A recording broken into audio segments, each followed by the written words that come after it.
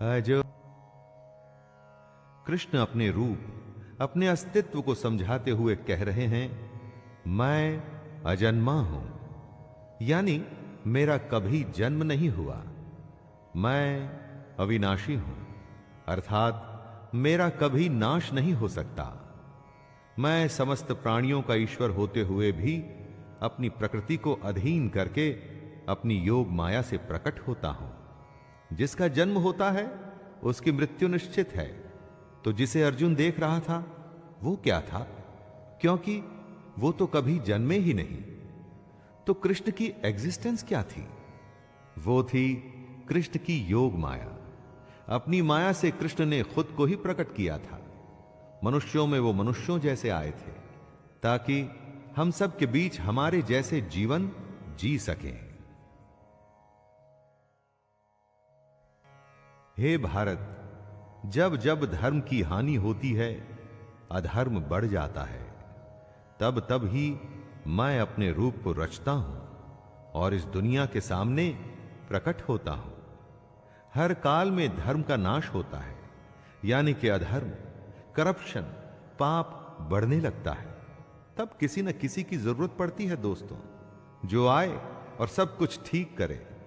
जब जब धर्म खतरे में आता है, तब तब कृष्ण अपना एक रूप रचते हैं और हमारे बीच में प्रस्तुत होते हैं, प्रकट होते हैं।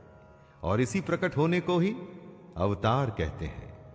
हर युग में आपको एक अवतार की कहानी मिलेगी जो धर्म की स्थापना के लिए धरती पर जन्म लेता है।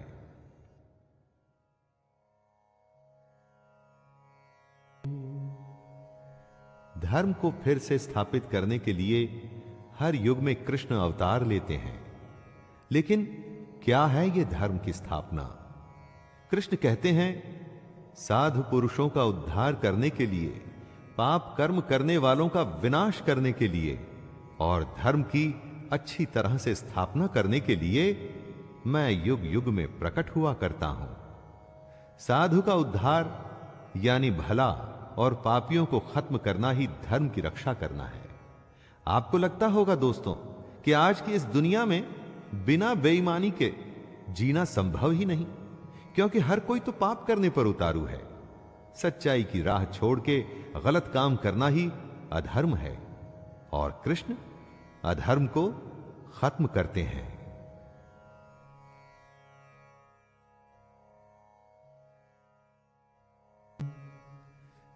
कृष्ण कहते हैं कि उनका जन्म अलौकिक है, यानी इस लोक का नहीं। जैसे हम सबका जन्म होता है, वैसे कृष्ण का जन्म नहीं हुआ। जो ये बात समझ लेता है वो शरीर को त्याग कर फिर जन्म को प्राप्त नहीं होता, बल्कि वो सीधे कृष्ण को ही प्राप्त होता है। मनुष्य के जन्म का एक तरीका है, हम वो ही समझ सकते हैं, लेकिन कृष्ण, उनका जन्म दिव्य और अलौकिक होता है, डिवाइन और इस दुनिया से अलग।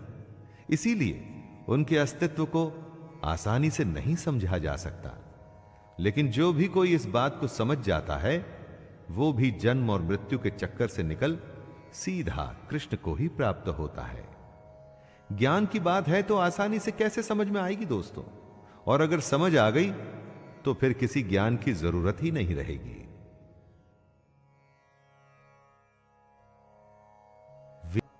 जिनमें मोह, गुस्सा और डर खत्म हो चुका है, जो कृष्ण से प्रेम करते हैं, जो कृष्ण के भक्त हैं, उनके कहे ज्ञान पर सच्चे मन से चलते हैं, वो कृष्ण को ही प्राप्त हो जाते हैं।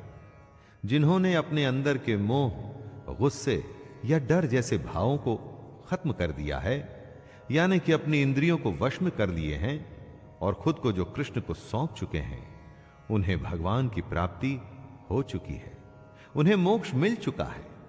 इस दुनिया में रह के उस दुनिया की बात आप समझेंगे कैसे दोस्तों? अगर उसकी माया समझनी है तो पहले अपनी फीलिंग्स और अपनी इंद्रियों को कंट्रोल करिए।